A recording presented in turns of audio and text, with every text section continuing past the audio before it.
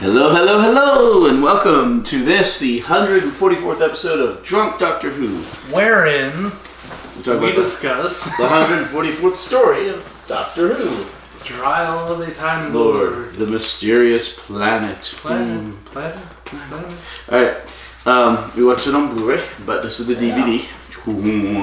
Which, to be honest, is too much detail for those special effects and costumes and stuff. Too much detail. Alright, several things to get out of the way at the front of this. Okay? First of all, Trial of a Time Lord in the United States is 4 different serials that make up the whole. Yeah. With almost the same name. Yeah, well, in the United Kingdom, they didn't divide it up. So in the United Kingdom, it is a 14-part story, even though there are 4 distinct stories within it. It makes more sense to do it this way. Oh, didn't they used to say the story number? Yeah, right here, 144. There you go. Right. Different so stories. It was okay. Inside of it, it's all pretty much contained within that. Mm-hmm.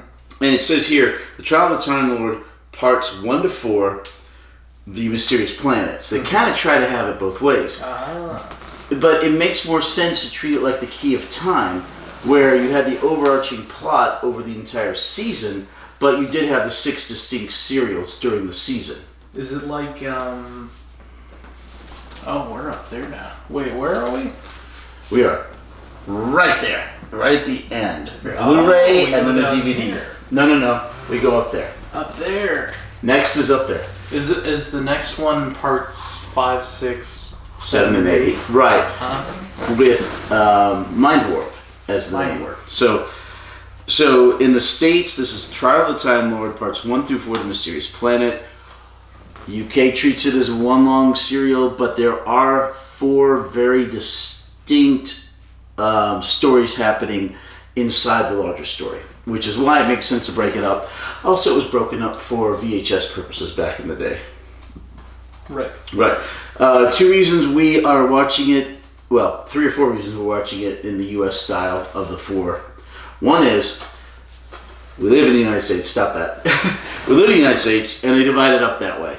Second of all, could you picture after the 12-part Dalek's Master Plan and the 10-part The War Games, us trying a 14-part? No. I think I'd buck on that one. Yeah, the only thing we're going to have even close to that is going to be Flux. Flux is 6 one-hour episodes. 6 hours? Yeah, well, which we did with the Dalek's Master Plan. Let's cut that one in half. No, we did. That'll be a 2-part. No, we did it with the Dalek's Master Plan. We could do it again. We just have to be. We just have to be smart about it and not war games about it. That was a decade ago. We've only done it for like 5 years. Part 1 of Flux. No. Anyway, so if you live anywhere outside the United States and the numbering is different, but you did include Shada because it was eventually broadcast, then this is where we will part ways with you on the story number, and you'll always be 3 off from where we are. Because we'll always be 3 numbers higher than if they included in one shot. Yeah. I like our numbering scheme better. I do. It works out fine, and it's on the DVD. So, but until we get to Flux Part 1 and 2, then it's no.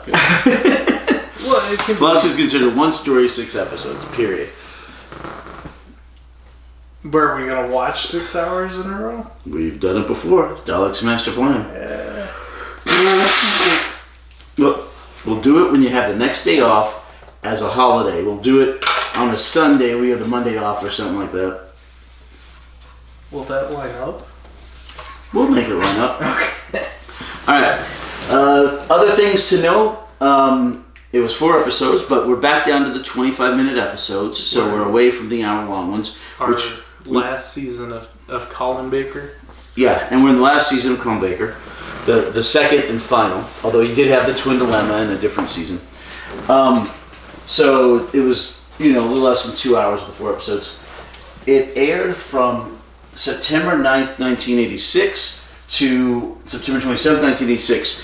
This was the 18-month-long hiatus. Notice how the most recent Doctor Who episode was in March of '85. So 18-month gap. So we lapped ourselves again. Yeah. But only by watching one episode. We went the whole lap year and stuff. And this will happen again when, after the '89 cancellation, when it jumps to the '96 TV movie. We'll lap ourselves like 6 times in terms of dates. Yeah. All right. Okay. Thanks. All right. One other thing to get out of the way at the beginning.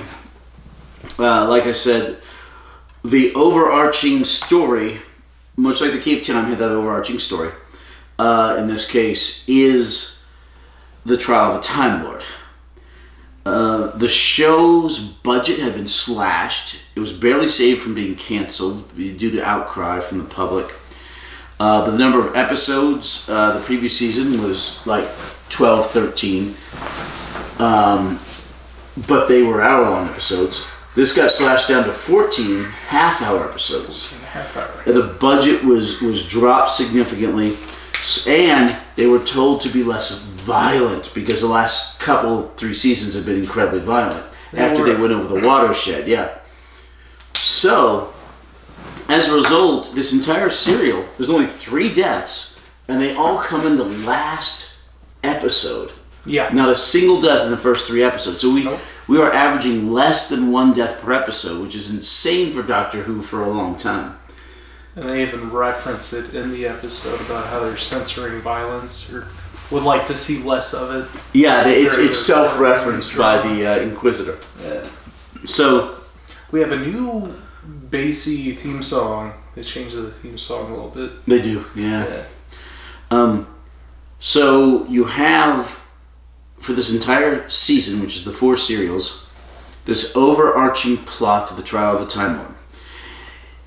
And it's somewhat annoying that it keeps cutting back and forth. Mm-hmm. And we can skip a lot of that, but it was to save money on having this one set for the entire time. It was to save money. It was to have a reason to show less violence, as the Inquisitor says she didn't like it. Mm-hmm. And it was a way to do an overarching plot where they left kind of clues in each one.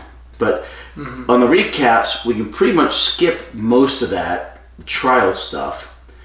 Like we did the 2 guys in the 1 serial where they just didn't amount to anything. Yeah, it just never. Eventually, this will go somewhere, and the Ultimate Foe, the final serial of the season, we can go through that because it's only 2 episodes, or it'll be a short podcast otherwise. Oh, yeah. But that means that the stories contained within the bracketing of the Trial of the Time Lord are shorter.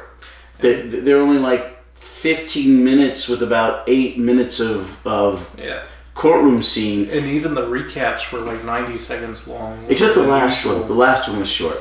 Oh, yeah. Yeah. So yeah, there's less material going on this season, even for the length of the episodes, because of the bracketing. And then we'll vote on our favorite story for that season, too. Mm-hmm. Put a bow on it. There you go. Yeah. And then goodbye, Colin Baker. Only 2 seasons and 1 extra serial. Yeah. Okay. Although he does come back later.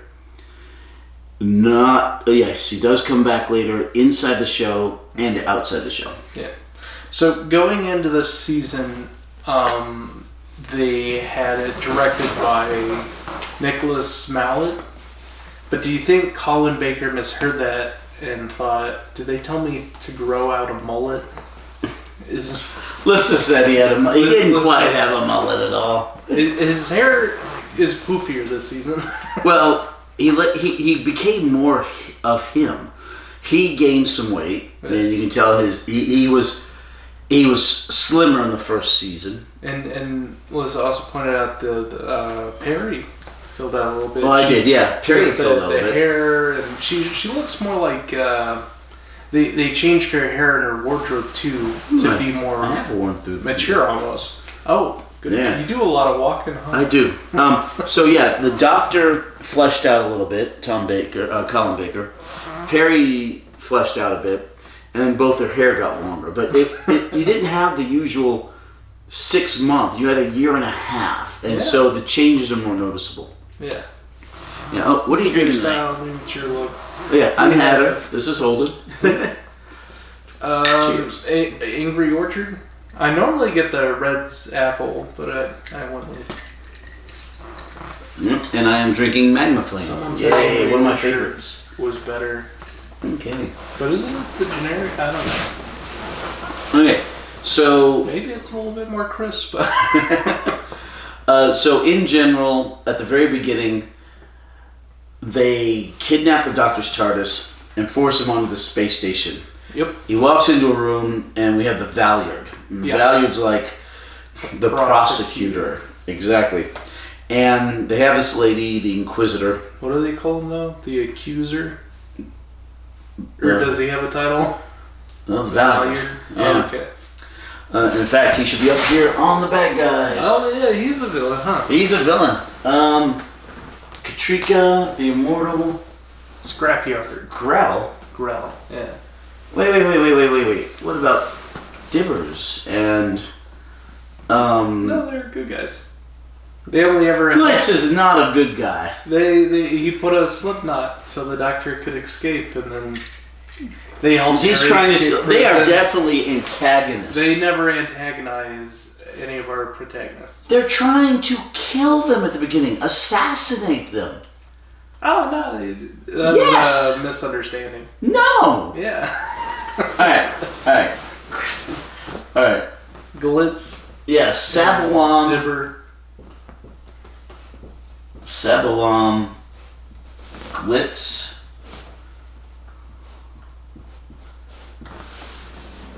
Dibber.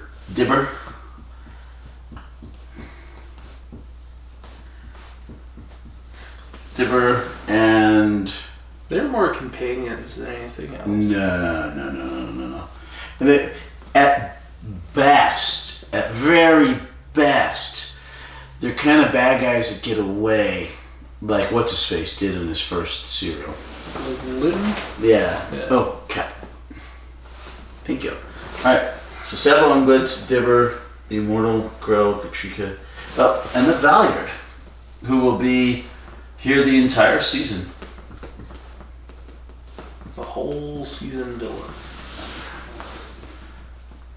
Yeah. I'm not sure if there's an E in there. If it's Valyard, I think it's Valyard. Yeah, there's an E.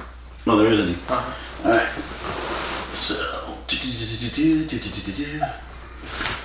So it looks like Valyard, but it's Valyard. Yeah. Oh. Wait, no, I think I'm wrong. Alright, read that and tell me if it's with an E or not. There's an E, I'm joking. Okay. Alright. I think. keep thinking. Okay. So they initially it's an inquiry into the Doctor's actions. Halfway through the episode, the Valyard decides this shouldn't be an inquiry, this should be a trial, and if the Doctor's found guilty, termination. We're going to take all of his lives, all of his regenerations, just boom. That's the episode 1 cliffhanger. Yeah, episode 1 or episode 2? No, episode 2 is I think this could be the end. Yeah, I really think this could be the end. Yeah, I really think this could be the end. Alright, but anyway, so lots of courtroom stuff, lots of slowing things down, talking heads. And that's going to go on. Judy, yeah, it's going to go on for a while. But the main plot is the Doctor and Perry land on the planet. What was it called? Earth. Turns out to be Earth, but they believe it's Ravalox. Turns out, you blew it all up. Damn you all. You see the Statue of Liberty there. 2 billion years into the future of Earth. I believe it's a million. Nah. Alright. What would you care to wager this time? Billion's a long time. I think he said 2 billion. But what would you care to wager? Did we ever decide what we were wagering on with the Civil War thing? Did we talk about that on the podcast? I don't know. What Do you about the remember Civil that? War? Or whenever the states will vote for secession. Oh, no. You said I said this decade, right? Yes, the wager was that the Before country would not 2030. be in the country would not still be completely together by the end of this decade. The end of this decade. Yeah, so we still have Before 6 20 years. Yeah. That's not long. No, not in the grand scheme of things. But obviously the wager's not over yet. Not yet. Yes. Okay. Should any state secede, I will have won, and we have 6 more years. 6 years. Yeah. And then 2 billion years. Okay, once again, what were you willing to wager on that? A handle? You want to wager a handle on Is that what we normally do? Yes, but I'm tired of taking your alcohol. I'll win this one. Oh, let me think. I'm going to replay that in my head. We're not even there yet in this show. Why is the translator circuit... When does that become a thing on the TARDIS? Because they look at the sign and she goes, oh, it's spelled in English. That means this is Earth. Okay. But they can always read the signs and understand the languages on other planets. Most of the time. Most of the time. There's actually stuff that can't be deciphered by the TARDIS. But can they still tell the difference if it was originally written in English or not? Okay, the problem with this is that in the original show, they never explain it. Everyone just happens to speak English because it's a British show and everyone gets to speak English. She colonized every... Yeah, so the whole universe Alien. speaks English. In the modern show, they retrofitted it. They realized they need to explain it. And they retrofitted it where the TARDIS takes care of the translations. But it doesn't do it always. So they have mentioned the chameleon circuit. That's canon in the old stuff. But the translator circuit's never talked about until the new stuff. Yeah, hold on. I'm trying to remember if the chameleon circuit... The chameleon circuit is in the old stuff. Because we've already seen the TARDIS change. Yeah. The chameleon arch, I think, is later. Oh, I don't know what that is. Yep, like I said, it's later. Okay. I think we might get it in the 8th Doctor, but if not, we'll get it in the 9th or 10th. Definitely in the 10th. Yeah. And we'll get the Fob Watch. Fob Watch. So, we talked in the last podcast about how the watch got broken, right? Was that, or was that not Hartnell's watch? But it's not the Fob Watch. No, it's not a Fob Watch. A Fob Watch. Yes, there are specific Fob Watches that come down the line where the Doctor... Like a key fob to the car? Well, it's called a Fob Watch, a pocket watch. Oh. But if you can take everything you know and put it in that Fob Watch, and then you forget. You can take your physiology, put it in it's a Time Lord technology. Take your physiology, put it in the Fob Watch, and then you'll appear human. Would you do that? No. So you could appear... No. But if you open the Fob Watch, everything comes back to you. Oh, so it's like Death Note. The watch. I haven't seen Death Note. Postgraph of the Notebook. Yeah, it's a great show. Oh yeah. Yeah. I finally watched One Piece. I love that. Do you like that? The live action. Oh. Yeah, live action is fantastic. Cool. Yeah. All right. So anyway. I haven't seen that. Oh, it's good. Netflix, you should watch it. Dune Part 2 is coming out soon, though, right? Next Friday. Next Friday. That is going to be good. I think we're going to go see it Sunday. Sunday? Yeah. Because Alyssa's going on a Bible retreat on Friday. Oh, fun. Yeah. And I'm going with a friend for his birthday party. So, well, she's on the Bible retreat.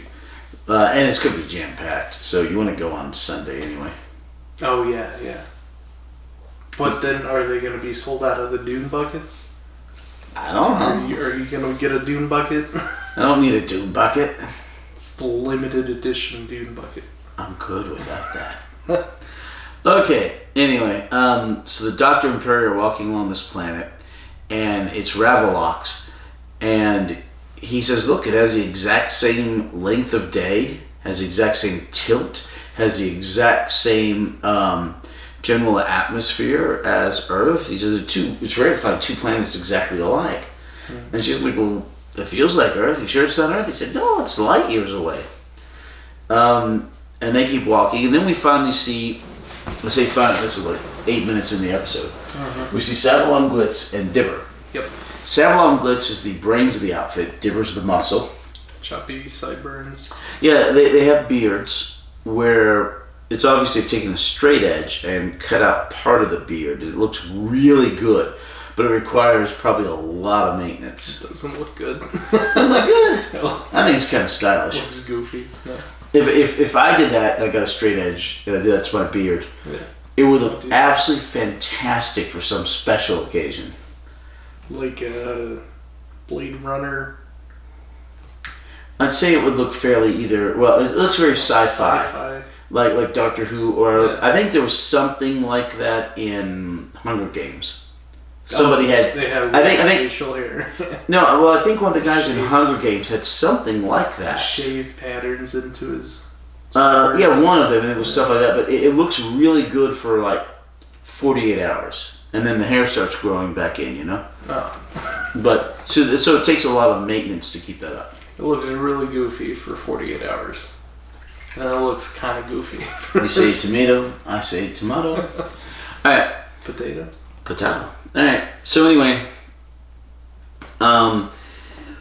these two guys, Savalon Glitz and Dibber's the muscle, Savalon Glitz is the brains, are looking for this secret place. They've got a map, and they think the Doctor and Perry are looking for the same place. And Savalon Glitz keeps going on about competition. He hates competition, yada, yada, yada. He mentions he had 10 prison psychologists because he was a prisoner and he was nuts. And he's got some crazy problem. The guy's brilliant. Wanted on 9 different solar systems. Galaxies, yeah. Like Star Wars. Yeah. But, so... He's about to assassinate the Doctor, and the Doctor ducks down. He's like, "Oh, I hate it when they get lucky." So the Doctor and Perry find a way into this building because apparently this planet was burned out 500 years prior by a solar flare. Yeah, thing. Yeah, a giant solar fireball. Great fire. Yeah, it's like okay, sure. What happened to the dinosaur? Bless you. Thank you. Oh, we watched that last night.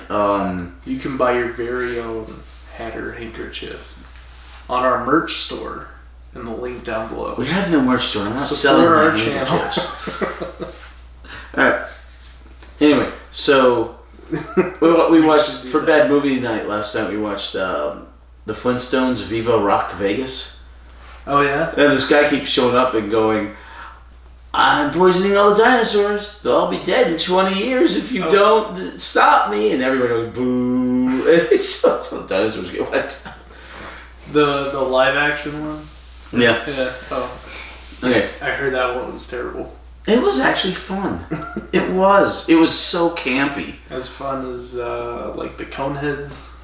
No, better than Coneheads. Oh, better? Yeah. Okay. I mean, it's Bad Movie Night. We gave it an average rating like 73. Oh, that's pretty good. Alyssa loves bad puns, so she gave it a 90. Oh. If you didn't hear her, she said it was awesome. Alright. So anyway. So they go down into this cave. And you can tell it's an escalator. Yeah. They get down there. And they find a sign that says Marble Arch, which apparently is an underground station in London. But where's London? Well, it got destroyed by the fire. Got razed to the ground. Anyway, so turns out this is Earth. And the Doctor's like, oh, okay. I don't know why it's 2 light years off course, but sure. And the Doctor goes further into the underground. He gets... she goes back up to the surface. I hear that David Bowie song. Which one? Down in the underground. Do you know that one? Right. You're singing the one from Labyrinth. The Labyrinth, yeah. You do that. Hmm. It's Yeah, that was I know it's down movie. in the underground. It may be Yeah, where they got want to live underground. It's just underground. down in the underground. No, want to live underground. Oh, I'm so close to it. Down in the underground. You're not quite there, and I'm not quite there. Nah, I think that's it. No, neither of us are quite there. It's slightly off. Dude, we're both off. We're both slightly I off. think I'm right. I know I'm not. I know I'm a little off on it. That's like the chorus or the interlude. Oh yeah, but I think it's just called Underground. Oh, the name of it? Yeah, I think it's just called the name of the Underground. song. Okay. Well, in that case, if you were talking about the chorus, I was talking about the name. We may both be correct.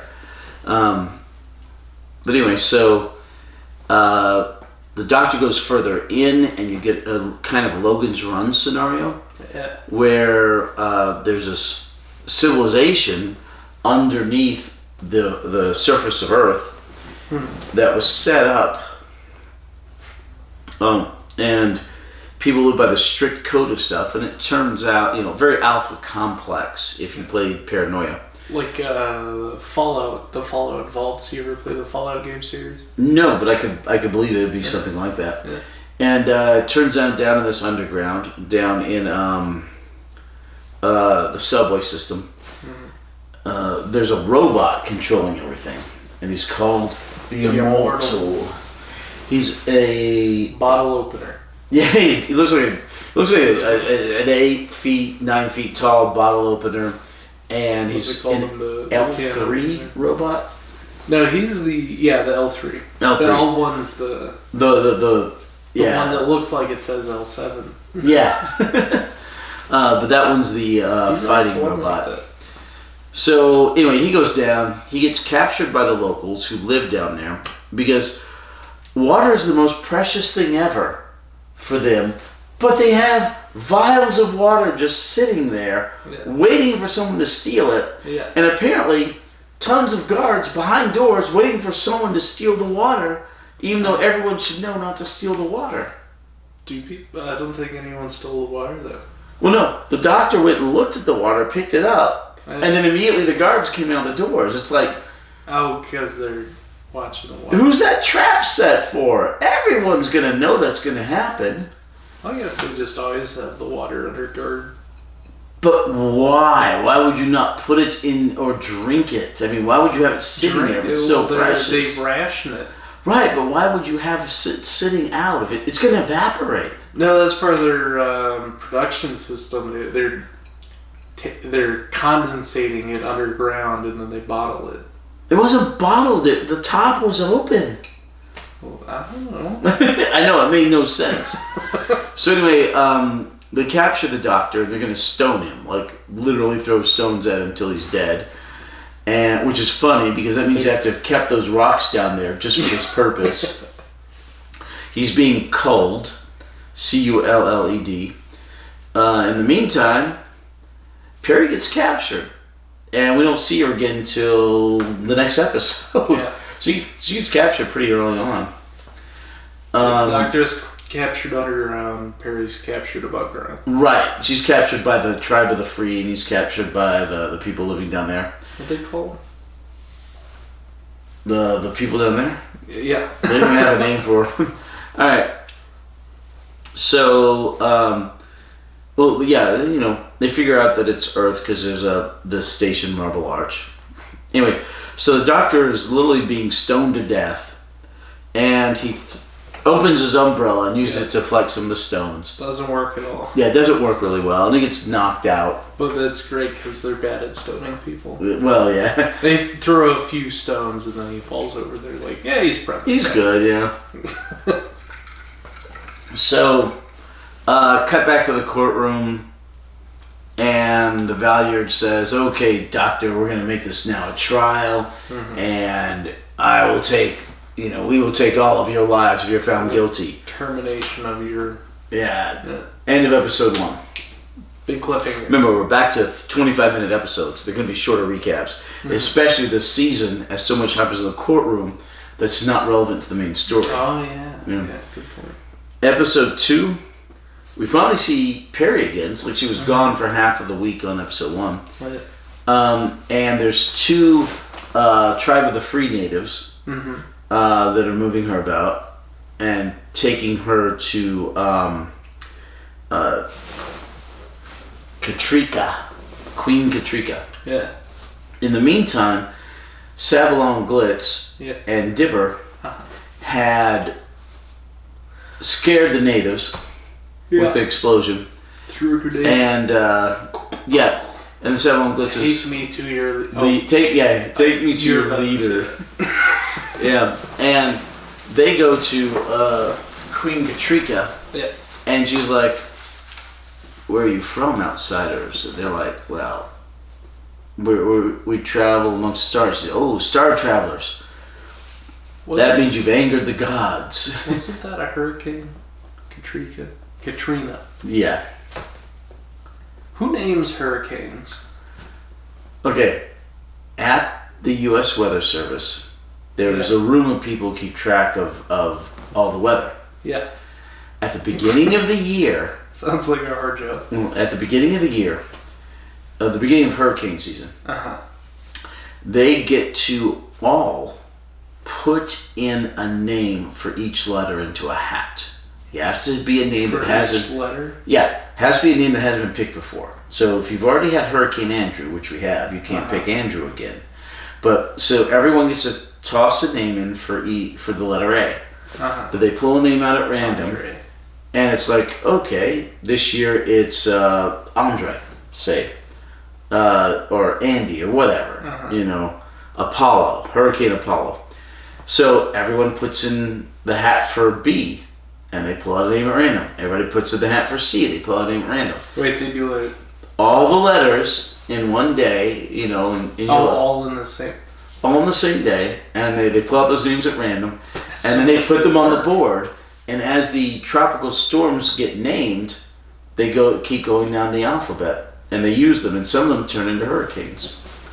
I feel like it wasn't always that way, was it? I don't know. I don't work there. I just happen to know how it works now. It seems like a convoluted system. It sounds like they're not... It's a fun personal system. You know, it's like... They don't have anything better to do. Well, it's like, where are we going to have lunch today? And everybody throws in, and then you pick one at random, you know? For every letter of them. It's a chance for them to name something that most people would never get to name a hurricane, you know? And they're all like ex-girlfriend, ex-boyfriend. They have to do that. Some might name it after their kids. Did you ever see the movie... Who would want a hurricane named after their kids? Now, you name it after like a bad breakup or something. You know, an ex. Did you ever see the movie Armageddon? Yeah. Okay. That scene towards the beginning of the movie, when the guy calls into NASA... Armageddon. No, but the guy calls into NASA and he says, "I think I found it. I found this big asteroid." They're like, "Okay." He says, "I get to name it, right?" They're like, "You're the first person who's called it in. You get to name it." And then he goes, "I want to name it." I can't remember the name. Fred. No. It was his wife's name. I want to name it Patricia. I'm just using that, right? I want to name it Patricia. And the wife looks at him, And they go, "Okay." He's like, "Yeah, I want to name it Patricia because it's a real doom from which there is no escape." And the wife flips him the bird. I don't remember that scene at It all. was great. I'll show it to you later. Okay. That wasn't the name. I don't remember the name. But he says something along those lines, and it's hilarious. That's funny. He may even say the words life-sucking. Yeah. So you don't want a hurricane named after you. No. I mean, it's a way to get name famous. Right? Yeah. Anyway, Hurricane Hatter. Like Hurricane Katrina, all the Katrinas walk around were like, great. Yeah, now the worst thing ever is... Well, it's like the modern thing, Karen. I feel sorry for anyone named Karen. Yeah. Alright, so anyway, they get Sabalon Glitz and Dibber get disarmed and captured by the Tribe of the Free. Easily. Yeah, easily. They get thrown into the brig. This little jail cell. I mean, they're totally surrounded. Yeah, at Spear Point. They realistically very overconfidently strolled in there. Yeah, and she's like, yeah, I've seen this before. People have come down before. They tried to destroy our great totem before. Turns out this great totem is a black light transference. It absorbs it and then transfers it down and gives the energy to the immortal. Converts it into black light. Right. What was his actual name? He gives it later on. Bottle opener. No. L3. No. I wrote it down somewhere, I thought. Croton or something. But he gives his name later. Oh, Drathro. Drathro, yeah. Turns out his name is Drathro. Who would name a robot Drathro? Well, it may stand for something, you know? Like Wotan stood for, what was it, war... I forget exactly what it meant, but it actually stood for something. Did it? Yeah. Or are you thinking of War Games? No, the War Machine. In the War Machine, there was Wotan. This was the first Doctor. Well, Wotan's the name of the Germanic god or whatever. Well, yeah, but it also stood for something actually in the serial. I don't remember what it was, but it stood for something. It was an anagram. I don't think Drathro is an acronym. Acronym. That's an acronym. I don't think Drathro is an acronym. Mm. What do you think Drathro would stand for? Droid? Digital robot? Or what? Android? I don't know about throw, but I'm getting there. What is it that the military does and they make dumb acronyms that aren't actually acronyms? They're like hybrid abbreviation acronyms where they like take the first 3 letters and then 1 letter of the next word and then like 2 letters of the third word. Well, it's like, say, calling military... What do you call that? I don't know. But that's done a lot in government. Yeah. Because they try to make words out of those things, yeah. Alphabet soup. Yeah. Alright. So anyway, in episode 2, the Doctor... turns out he's not dead. He wasn't killed by the stoning. Yeah, he's fine. So Meeker? What's his name? Who? Meeker. Balazar, the nerd? No, not Balazar. Meeker, the guard dude who talks to the... Oh. Not Marb. Merdine? Merdine. So anyway, Merdine is this guard type guy who talks to the immortal. He shows up and he goes, okay, well, the immortal wants him, so don't kill him, because he was just about to shoot him. The Doctor was only knocked out, but he was like just about to get a guy to execute him. So they don't execute him, they take the Doctor away. In the meantime, we find out Balthazar, who is this pasty... they're all pasty white, though. That is actually true. They are all pasty white. I thought Meeple... All the underground people. Yeah, Meeple was the same person as Valeyard, because he's also like the deathly pale looking... I think they just put on too much makeup. Well, no, I mean, they're English. Forgive them. And they dwell underground. Like those guys, yeah. But Valeyard doesn't live underground. No. He's just English pale. Yeah. Okay, so the Doctor gets saved, and he gets taken to meet the Immortal. Because the Immortal's like... The Immortal ends up thinking that the Doctor has been sent by Andromeda to fix things and take him back. Turns out that's not the case. Nope. And so he goes, wait a minute, you're not this guy? Well, in that case, I command you to work, and you're going to work with... He's got the Immortal has these 2 blonde sycophants who are bright. Thing 2. Yeah, but thing 1 and thing 2, they're... What did he call them? Oh, Tweedledee. I mean, you can call them Tweedledee and a handbag. Wait, what were their actual names? Did you get them? Tendril and Humcra. I'm screwed. Yeah, and then the doctor calls him various variations of that. Yeah. And in the trial, he calls the Valeyard graveyard, scrapyard, and it's just kind of funny. Anyway, so the doctor's commanded by the Immortal, the giant L3 robot, to work to fix the Blacklight system because it's having a lot of interference and problems because it's degenerating. It's 500 years old. Yeah. Not built to last forever. Yeah. In the first suggestion he makes to fix it, the Jarathra is very paranoid and he immediately thinks the doctor's trying to escape.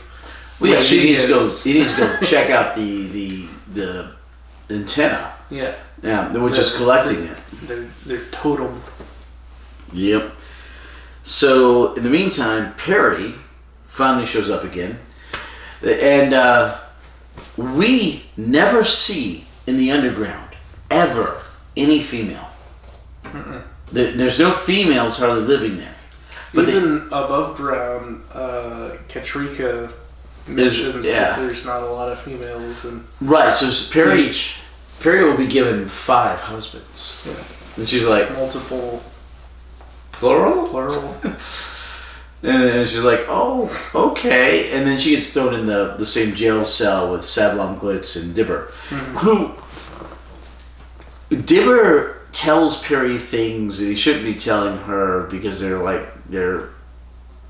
on the gallows. Yeah. But it's like, hey, and Sablon Glitz is like, stop telling her these things. This is what we're doing.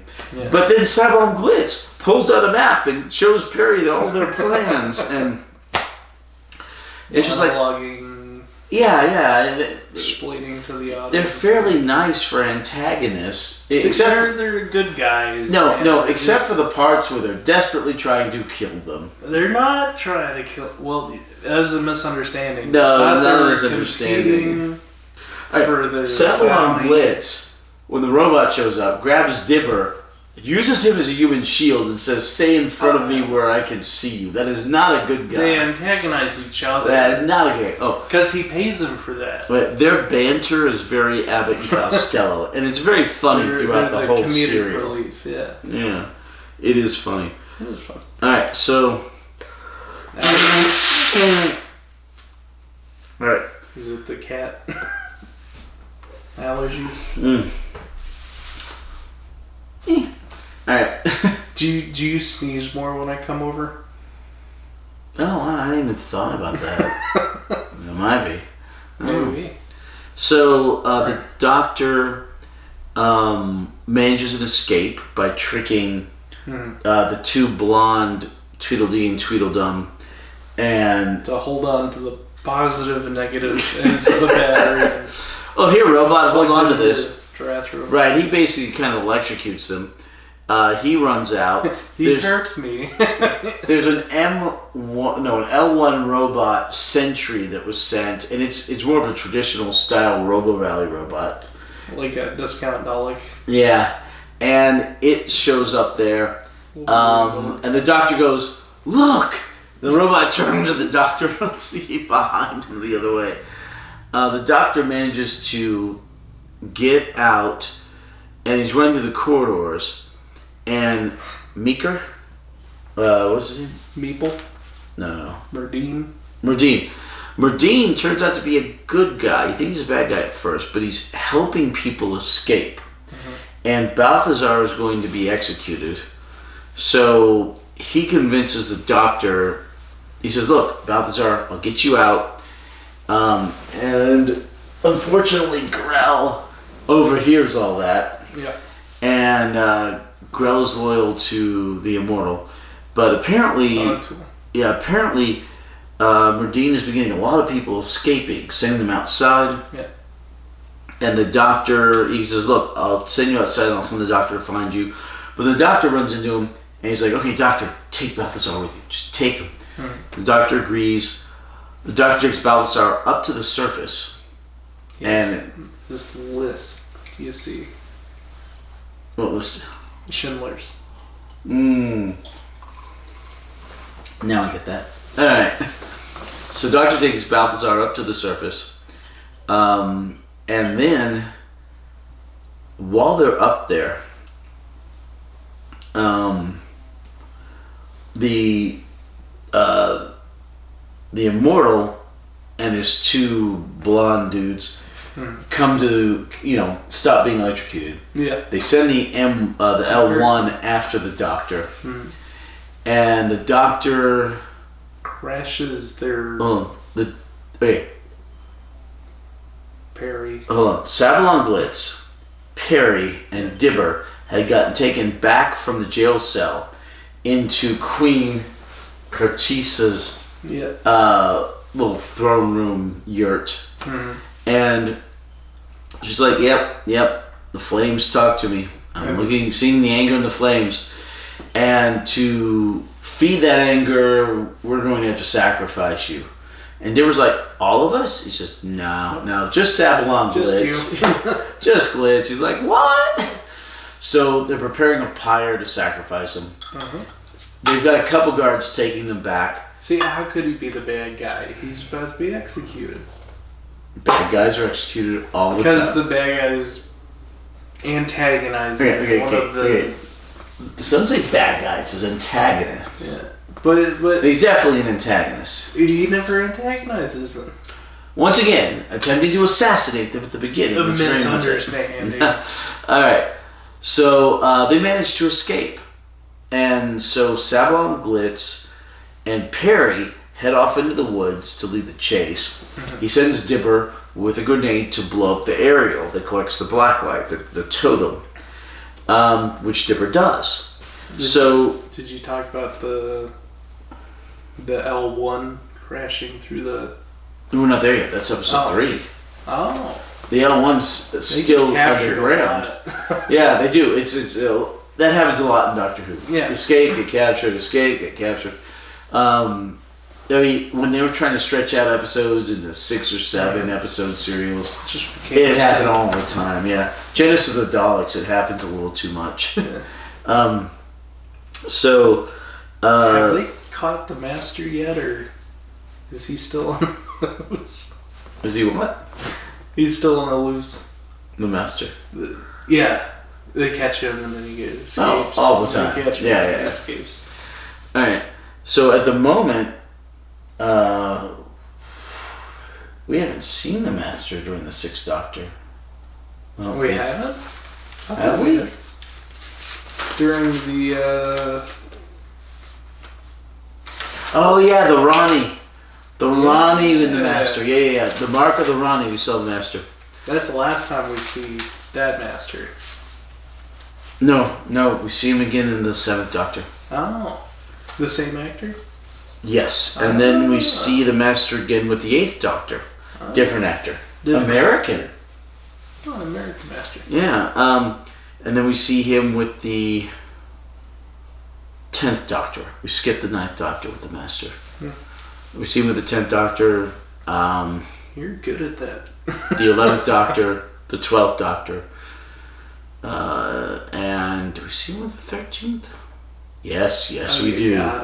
Okay, we see him with the 13th. And I don't actually think we see him with the 14th because he's only there for 3 episodes. Well, we saw him with the 12th, right? Or the 11th. Which one's the same as the 14th? 10th. 10th. Mm-hmm. Yeah. We see him several times with the 10th. Yeah. And then we see him again with, like I said, 11th and 12th. So I think the 14th is the 10th. Well, Because they said the same actor plays 10 and 14. Yeah, David they were Tennant. like, how can we make Doctor Who more confusing? Alright, so the Doctor and Balthazar get out of the tunnel. Balthazar's like, it's so pretty. And the Doctor's like, Perry, she could never listen to an order. She was supposed to stay here. Because this is all happening within like a single day. This whole serial She was captured. outside of the time thing is one day, you know? Outside the trial. This whole serial is just a few hours. So I watched the recap Yeah. Did we talk about how the council is watching the episode of Doctor Who? Not quite yet, but it seems like it, yeah. So then we see Perry and Sabalon Blitz, and behind them Dibber running up. And there's like, inside, inside. They all go inside. They go down the escalator. They see the L1 in front of them. They're like, Darcy's like, back. They turn around. Danger, Will Robinson. Yeah, and then here's all the villagers from the tribe of Free behind them. Go back. And Doctor goes, back. Ooh, I think this might actually be the end. Stuck between a rock and a hard place. End of episode 2. Scylla and Charybdis. Is that the rock and the hard place? Yes, actually. That is the name of the rock and the hard place. Greek mythology? Mm-hmm. So, Odysseus was sailing. Oh, the sirens, right? In this case, on one side you have the sirens trying to call you to the rock to wreck your ship. Yeah. On the other side you have this giant whirlpool. Oh. And it was, I think the rock was Scylla and the whirlpool was Charybdis. I could be backwards. Oh. But you had to navigate this incredibly narrow way between them. Is that the Bermuda Triangle? No. This would have been the Mediterranean. But I guess that's more of a line than a triangle. You'd need a third obstacle. Yeah. but that's the little, when you talk about a rock in a hard place, that's Scylla and Charybdis. I thought you were talking about bowling. No. Like was it the 10-12 split? Close. It's the 9-12 split. 9-12. 9-12 split, yeah. You were close, yeah. Yeah.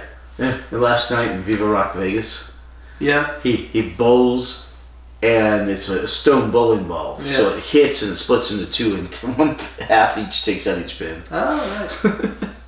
Aren't like bowling balls kind of rocks anyway? What do they make them out of?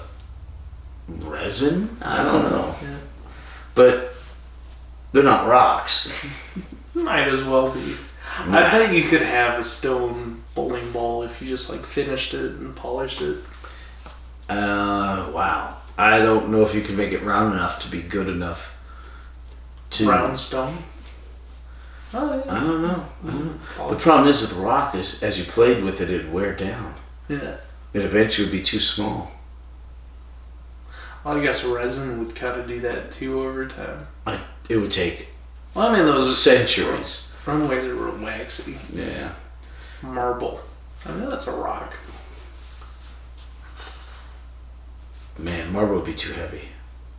Marble? Yeah, I think the heaviest bowling balls I can find are probably 18 or 20 pounds. Marble would be a 40-pound bowling ball, I think. What if you use one of those granny bowlers and you just roll it off? I have no clue what's legal in bowling for that. I bet I could roll a perfect game with a marble ball. With the bumpers up and the granny roller. I wager you a handle on that. Okay. Episode 3. Yeah, episode 3. So, okay. So the guys who had run down there from the tribe of the Free had the guns they took from Glitz and Dibber. And one guy takes a shot, and Balthazar goes, "Broken Tooth, you know me. Stop shooting at us. Shoot the robot." Mm-hmm. And everybody ducks, so Broken Tooth shoot the robot, except Dibber. Dibber looks at him and goes, "Don't pull the trigger. Squeeze." And then they pull him down. Mm. And then under that direction from Dibber, who he's not the wit or the brains, but he's got some moments that are just great. Like that, and some of his banter with Sabalam. So Broken Tooth, who has all the hair and the broken teeth, I guess, pulls the trigger and hits and knocks out the L1 robot. In the early versions of the script, they called them British teeth, but then they changed. Right. So the doctor's like, "I've got to go back down. I've got to." Oh, the doctor finds out that Sabalon Glitz and Dibber took out the aerial.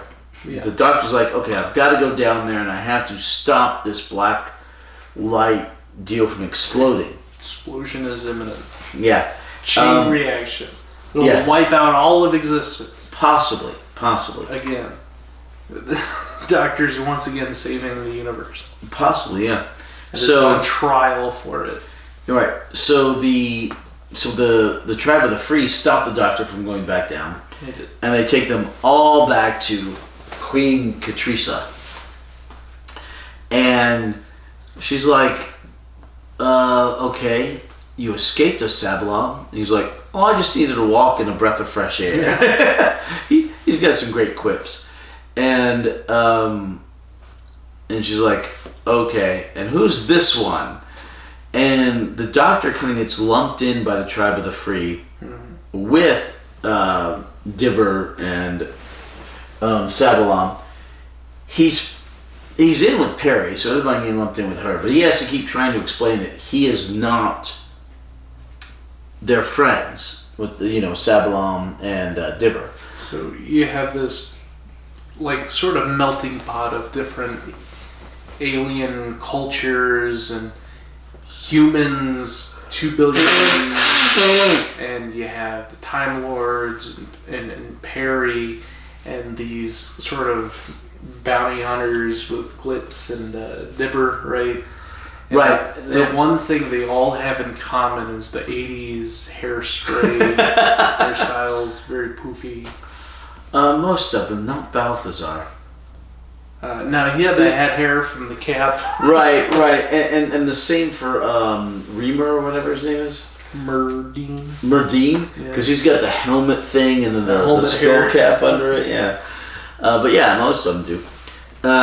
So anyway, even Queen Katrika is like this post-apocalyptic Scottish Viking queen. She still has the hairspray and the. But she plays it really well. Yeah, she does. I really like that actress in the role. So, in fact, most of this cast is pretty good. Sabalom, Glitz, and Dibber are good. The main cast is good, and the only one that I think might be a bit out of place is Balthazar.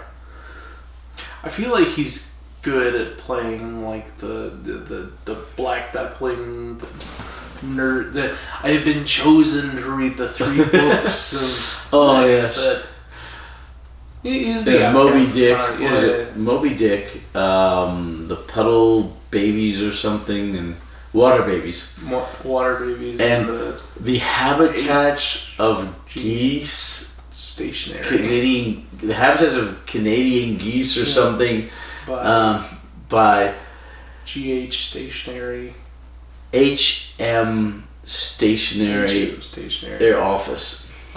Yeah, H.M. His Majesty or Her Majesty, yeah. Is that just like a pamphlet or something? No, it's probably a book talking about that. Huh. Why is the author of the book H.G. H.M. Stationary Office? Because it would have been a group effort, not just... Oh, et al. It's not going to be a single individual. It's just... Okay. It's just knowledge, not fiction like Moby Dick and Water Babies or whatever. Alright, so they're all captured. The Doctor's like, I've got to go back, and she's like, no. So they get put back into the jail. Yeah. The problem is the L1 has been reactivated, and somehow managed to get up the escalator. I don't quite get that. They show him going up to the stairs, and they show him on the surface. I've reactivated him. It's like, well, how is he going to get up the stairs? And then he's Kool-Aid manning it, crashing through a wall next time we see him. Right, he busted the wall. Who knows how he got there? So, in the jail with Sabalom, Glitz, the Doctor, Dibber, and Perry at the time were Balthazar and Broken Tooth. Mm-hmm. So yeah, he Kool-Aid mans through the wall, and the Doctor's like, "Oh, he's probably looking for me." And Sabalom, everybody else runs except he and Perry. Perry's like, "No," it kind of encapsulates the Doctor. Yeah. And the Doctor's kind of like, mushed up against the robot. It gives him a hug. Yeah. The doctor's zapped unconscious. Yeah. So everybody else runs. Everybody's like, no, we gotta help the doctor. And someone says, there's no helping him. And they grab Perry and they run. Yeah. Because they're good guys. No. Now, what kind of Sablon Blitz is such a would Hanya. have grabbed Perry and pulled her away to save her? They're not antagonists. Alright, so they run off. The robot L1 is moving down the road with the doctor, kind of cradle in his arms, kind of the bodyguard-esque. Katrika's is after them. The immortal, she thinks the L1. Right, she thinks he's the immortal. And they have the guns and the spears. And so over off to the side is Sablon Blitz, Perry, and Dipper. Mm-hmm. And in that order. And Sablon Blitz and Dipper kind of holding Perry's arms. So we've got to help the doctor. No. He's probably going to get blown up by all this stuff. And the Tribe of the Free shoot the L1 and they knock it out of commission again.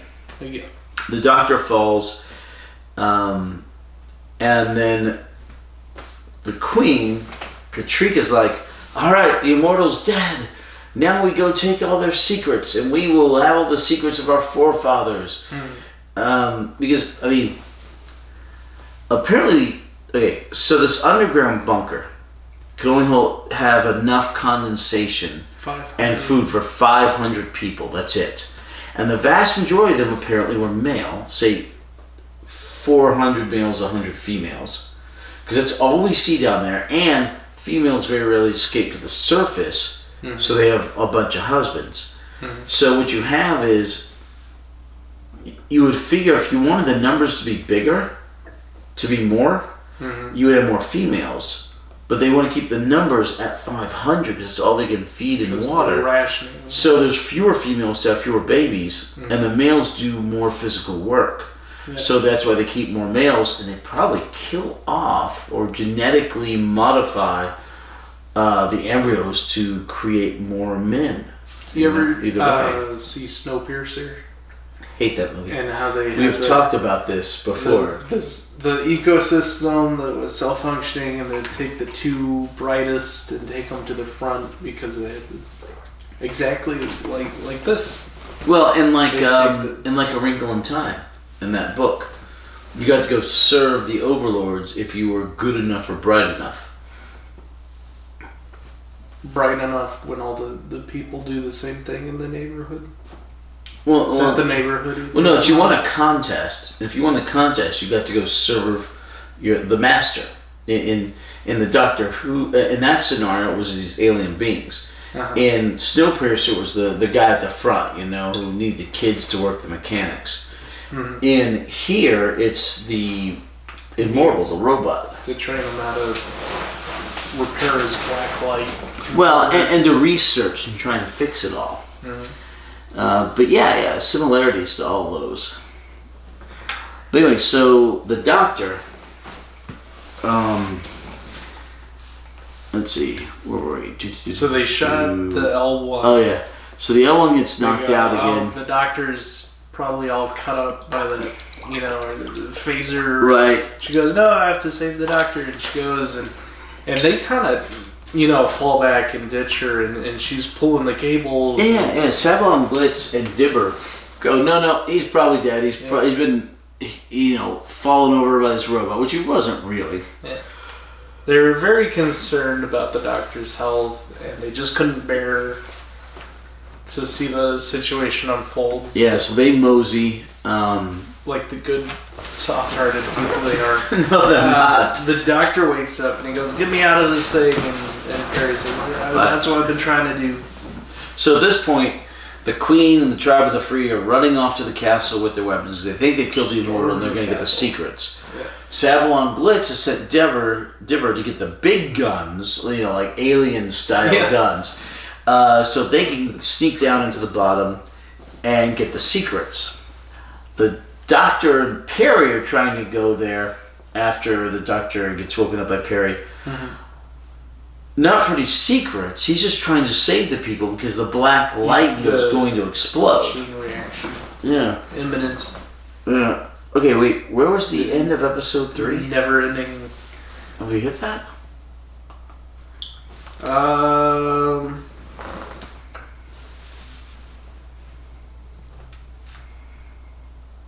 What are you hunting? This is what I wrote down. I haven't hit it yet. Okay, so anyway, the Tribe of the Free go down the underground. The Doctor and Perry go down in the underground. Then Sabalon, Glitz, and Dibber, after they get the big guns, go down in the underground. The Tribe of the Free is looking for the castle. The Doctor and Perry are looking for that. They run into Reber. What's his name? I can't. Merdine. Merdine.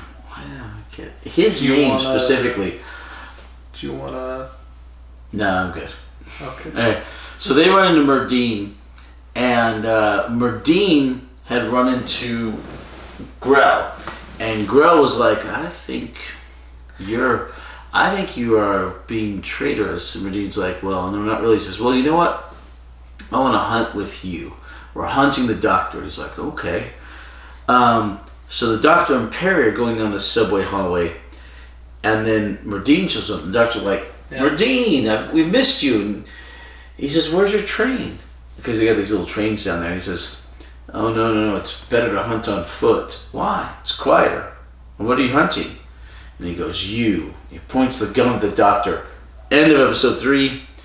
Episode 4 is the only short recap. The others are about a minute to a minute and a half. This one's like 10, 15 seconds. Because they gotta show what happens. Yeah. So, and then, before we talk about what happens, cliffhanger. What did we talk about last episode, at last podcast? Fish food being brain food because they go to school, right? oh, yeah. So if you had this school of fish people, who would be the dean? Probably a merman or a mermaid. So you have a Merdine. Oh, God. This is your mnemonic device for Sad part is it'll probably work. Oh. Okay, so up to this point, not a single death in 3 episodes. But at this point, we have our first death. So yeah, he shoots Grell. Merdine shoots the Doctor, but he apparently shoots Grell behind the Doctor with their little like hand crossbows. Yeah, little tiny things, and Merdine's like, Grell, why did you do it? And Grell's technology. Grell's like, you betrayed me. Yeah, you betrayed your betrayal, the immortal. He says, no, I was saving people. I was saving them. We're not meant to live like this. And then Grell dies. Our first death. So anyway. And we're not really sad about it. No, he was barely a character. Like, Grell. Right. So. we see him, slink around a few corners. And that's it. So, the Tribe of the Free get to the castle. In the meantime, Tweedledee and Tweedledum have figured out that... Do you want a mnemonic? No. Alright. So, the Immortal's like, yep, it's over. The black light's going to explode. And we're all going to cease to function. And they're like, what do you mean all of us? There's going to be an explosion. We'll all cease to function. I'm like, this isn't good. If you go and you explode and we're going to go. So they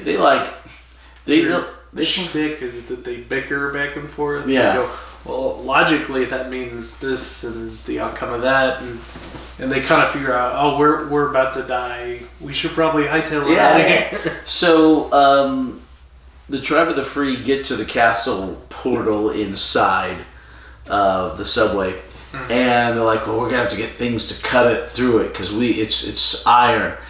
And Tweedledee and Tweedledum open the doors. The Tribe of the Free go through, and they slink out, and they run off. And the funniest part is they finally get to the surface. I didn't really put those two things together. I thought the Immortal was letting them in for some reason. No. And I thought, oh, that's funny. You can see the extra through the crack of the door, opening the door. It was supposed to look automated, but no, it was them hiding behind the doors and then slinking out. Yeah.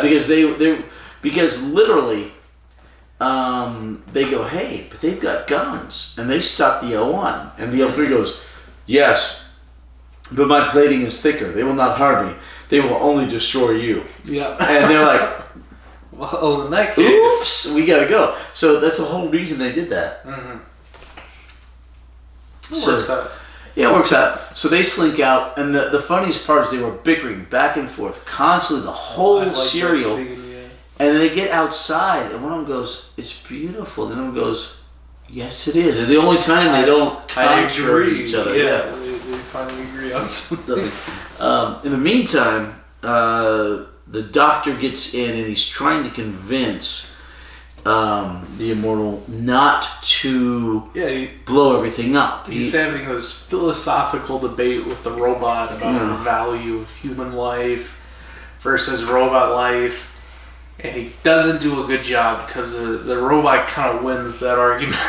Well, the problem is Because that, how can you say my life is any less valuable? well, the problem is it's if you and I are gonna die, Yeah, or I can sacrifice myself and you live. yeah, I'm gonna sacrifice myself and you live. yeah, There's no reason for me to selfishly go, you've got to die with me. yeah. But the robot has no morality. The robot has no conscience. The robot doesn't think of those terms. He thinks of organics as his little peon worker units. Yeah. And so units. if I'm not functioning, they shouldn't function either. And I don't care if the whole universe dies or the black light explodes. And the doctor doesn't make a great job at arguing that point. Yeah, so at first, but then it kind of devolves, and then you kind of see the robot go a little star crazy. yeah, It's like, you will die with me. yeah.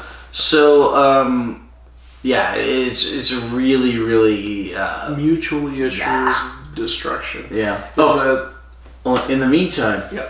the Tribe of the Free had gotten into the castle, and they're like, "Oh, is that the Immortal? We didn't kill him. That's the Immortal." Yeah. And they get the guns and they try to shoot, and the Immortal takes his two claw hands and he grabs the Queen and he grabs Broken Tooth, and he electrocutes them. And there's blood coming out through their pores. It's like that. And they just scene drop dead. In what's that prison movie with Tom Hanks? Oh, Green Mile? Yeah, it's like this thing in Green Mile. They don't put the sponge on. They don't wet the sponge. Yeah. Really rough. So at first I thought. So see, episode 3, it's like you see the doctor kind of acting more like the traditional, more pacifistic doctor. You have no deaths in the first 3 episodes. Yep. You have them specifically say, "Hey, We don't want we'd the like violence. to see less violence." Yeah, it's off-putting. And then you have this scene just out of nowhere. You have 3 people dying. Well, that's a Almost lot right. less than the 72 we had a couple of seasons ago. Like the blood makeup and the electrocuting was a rough scene. It was. Which, what I think is it was more impactful because the whole episode wasn't, Well, because nobody had hardly crazy died doctor. at all. Yeah, it had more emphasis or meaning behind it. Right. So anyway, the doctor cannot convince the Immortal to let the people live, and the Immortal throws him away 2 or 3 times. Just bats him to the side, and Because he's trying to stop the Immortal from hurting. the surface dwellers who broke in through the food Right, through the food vent. converter vent. Yeah, Through the food chute. shoot. But eventually, Because Perry's there with them too. right, and that's who the doctors were concerned of. So eventually, Perry, Sebulum Glitz, Dibber, and I think Katrina. no.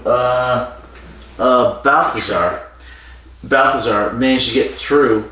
They get into the room, And no, Balthazar's outside and he gets splooged with the green that's right. food stuff. Yeah. So at this point, Sabalom Glitz, Perry, and Dibber get into the main room of the castle. Like on the Teen Choice Awards. Yeah. The Nickelodeon ooze. They get in there, and there's somebody else there with them. There's somebody else there with them.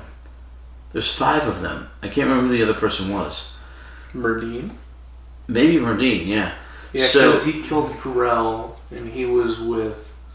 He was with them, yeah. So, yeah, Merdine. So, the 5 of them are in there. The doctors tried to convince the L3 to allow people to live. And he's like, there's not much time to fix this. And then Sabalom Glitz and Dibber managed to pull off a low cunning, when high logic won't work, they come in with low cunning and they're like, oh yeah, you need black light energy? We got that at tons on the ship. It's right outside. Yeah, but we can take it back to Andromeda. But by the way, grab the secrets and we'll get you right outside and you'll be fine and we will go back to Andromeda and you'll be good. And the Immortal's like, oh, I accept. And he goes and gets what looks like a film can. Yeah, the film canister, the secrets. Yeah. You would think, how can a robot fall for something? But then you kind of also see the fact that he's, reaching the end of his programming and his directive. And also he thought that Doctor might have been sent to send him back to Andromeda. Right. So he's kind of predisposed to think, oh, these are the guys that are here to rescue me. Well, and it's such a simple cunning, and he's naive because he's a robot, and so he falls for it. So they're going through all the corridors. They're going to head up out and outside. It might be the cat. All right. Oh no. So, and the doctor says, we got to turn this off or it'll explode. Mm-hmm. And he gets the help of Merdine. Yeah. Merdine. Yeah. And a mermaid. Merdine and Perry. And they're flipping switches, they're doing stuff. And they're like, it's too late, I can't stop the explosion, but maybe I can contain it. And he gets Merdine and Perry to run out, and then the doctor finally runs out and says, oh, I hope I've done my best. And they get out, and there is an explosion.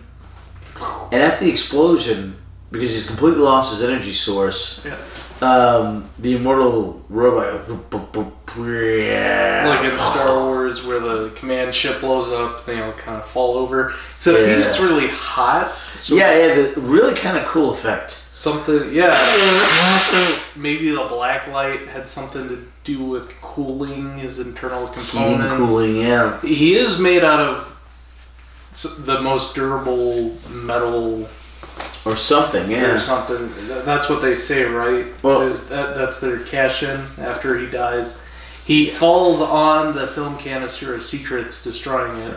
Yeah. So the only thing, I don't know if it was him or maybe the film canister that was made up of that stuff. Oh. But anyway, so he falls over. Picks up a chunk of it. Yeah, he dies, and Dibbert's like, well, it's over. That's the good news. The bad news is the canister, all the secrets is destroyed, but we've got this, the best and most expensive metal in the universe. And Sabalom Glitz is like, that'll fund our next enterprise. And they leave.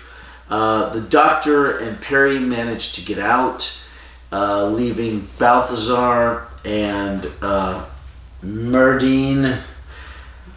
Merdine. Mer school. Yeah, there. And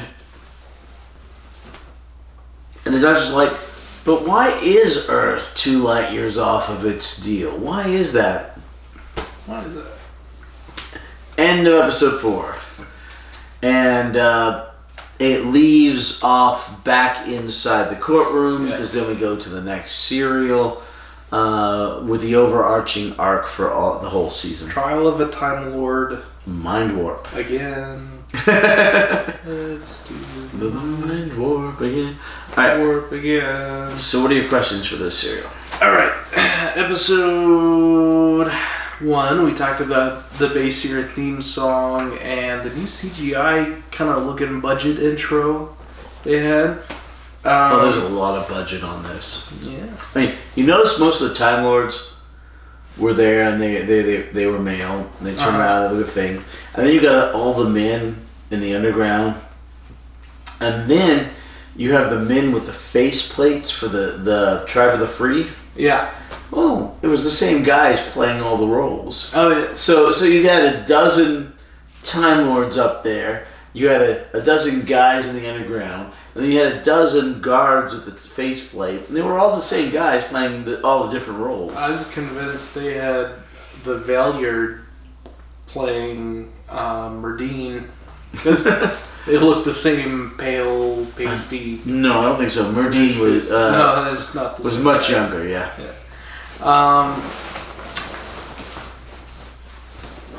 So the big crime the Doctor is on trial for is transgressing the first law. Meddling in other places. It's not to interfere. Not to intervene, yeah. Yeah. That's the number one rule of the Time Lords. Yeah. Unless they send you to. Yeah, unless they ask you to. But that's typically a death sentence for a Time Lord. Well, they did force him to regenerate the second Doctor into the third for that very thing. I was wondering if they're going to reuse the same set for the Trouton's regeneration, but they didn't really show the set. It was very dark, and they just kind of, right. Bust that set was Time Lords on gone, the yeah. council, yeah. But it's like that, except they turned the lights on. Now you can see the whole courtroom. but they referenced that inside the story. Yeah. They talked about how he's faced this before. Trial before. We talked about the translator circuit. Yeah. The science belt in English, or 2 billion years in the future. The Time Council watching the Doctor Who episode with us. Yeah, they're sitting there watching it, and we're watching it. We talked about the no deaths in the first 3 episodes. Drathro acronym, Andromeda, cyborg. Was he a cyborg? Or he was a robot? Who? Drathro, the immortal. He was a robot. Robot. No cybernetics involved. What is a cyborg? Does a cyborg is... A cyborg is part human, part augmented. Yeah. Okay. Yeah, he was not. He's not that. We talked about the Doctor under duress. Oh, did we talk about how the TARDIS was bugged by the Time Lords and the Doctor didn't yeah. So all this stuff is being shown in the trial, and the Doctor's like, well, wait a minute. I'm not there in these other scenes. So that is conjecture. I mean, you've got my mind of the Matrix and my memories of the Matrix, but not these other people's. And they're like, oh yeah, if they were within a certain range of the TARDIS, it can pick up third parties as well. And he's like, really? But mine's an old model.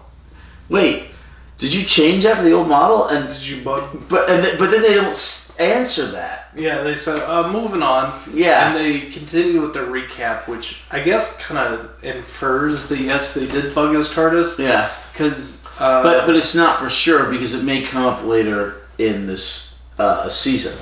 They then go on to specifically censor out something in the record. Right, there are scenes that are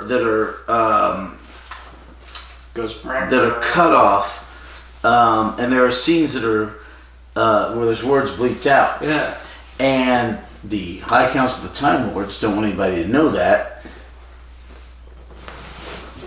And the Doctor and the Inquisitor don't care for that. Yeah, it's coming from the Matrix, which is this big database, and I'm assuming they talk more about that later on. We'll see. Explain. Okay. I've only seen this season a couple of times, so my memory is very vague on it. I mean, it's not a great one to rewatch, I'm imagining. Correct. When you think back about your favorite Doctor Who serials, like, let me go rewatch some of the Trial of the Time Lord. Yeah. I mean, when I watch Colin Baker, I'm going to rewatch The Two Doctors. All right, anything else? And that covers all the questions. All right, no Doctor Who news this week. No news. Oh, hey. But we do have a whiteboard sitting over there off screen. All right. Honestly. So I need the stories from last season. Oh. All right, and that is Snake Dance. No. Colin Baker's first season, including the Twin Dilemma. So 1, 2, 3, 1, 2. Is that season 21? Yeah. No, season 22. 2 Doctors. Season 22. The Twin Dilemma.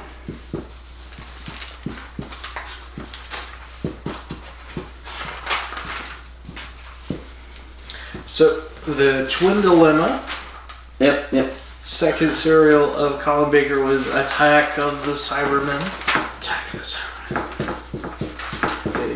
Colin sees the Cybermen.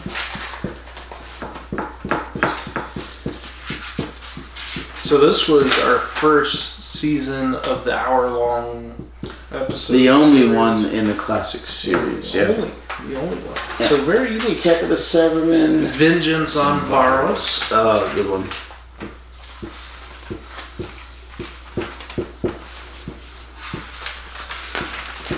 Vengeance on Varos. The Mark of the Ronnie. Cuttlefish. Mark of the Ronnie. Strange fellow. Ravensworth. Sorry, what? That's when the Doctor saw the Master. Colin's Doctor saw the Master. Yeah. So we had the Two Doctors. Yeah. Two And Doctors. that was the season finale. No. Oh, it wasn't? No. Two Doctors, Time Lash, and Revelation and Daleks. Oh, yeah. Revelation of Daleks. That was a longer season than I thought. Well, no, it's 6 serials, but this was from the previous season. So we get a 7th serial as a bonus. Oh, okay.